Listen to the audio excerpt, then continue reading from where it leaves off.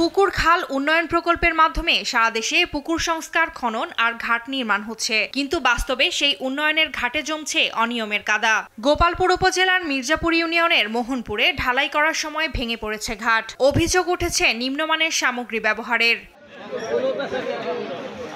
ঘাট নির্মাণের কাজ করছে ঠিকাদারি প্রতিষ্ঠান মেসার্স রায়হান এন্টারপ্রাইজ। নির্মাণ প্রকল্প বাস্তবায়নে মনিটরিংয়ের ঘাটতি রয়েছে বলেও অভিযোগ আছে।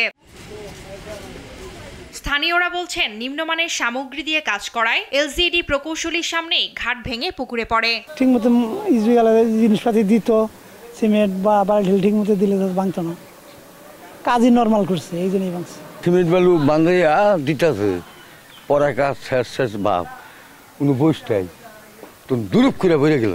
ভেঙে পড়া ঘাট সরানোর কাজ করছে ঘাট নির্মাণে নিয়োজিত শ্রমিকরা। ভেঙে গেছে, পরে এগুলা উঠাইয়া নিয়ে যেতেছি। অনিয়ম দুর্নীতি বন্ধে কার্যকর উদ্যোগ নেওয়ার দাবি সচেতন মহলের। তো এই ধরনের ভঙ্গুর একটা কাজ কখনো দক্ষ লোকের হাতে হতে পারে না।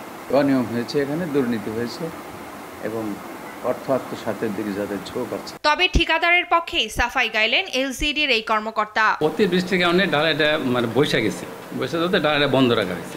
বন্ধ রেখে ঠিকাদারকে বলছি যে ওই সমস্ত মাল তুলে ফেলেন, আবার ভালো করে শাটার করে ঢালাই করলেন। এটা ভিত্তিহীন অনিয়ম বা একটা রডও কোম্পানি কেউ বা স্টোন শিশু ঢালাই সবই প্রপোর্শন, সবই ঠিক আছে। জেলায় কতগুলো পুকুর সংস্কার ও ঘাট নির্মাণের কাজ হচ্ছে সে তথ্য দিতে পারেনি LGED office. Farzana Afroz Tumpa, news desk, দেশ টিভি।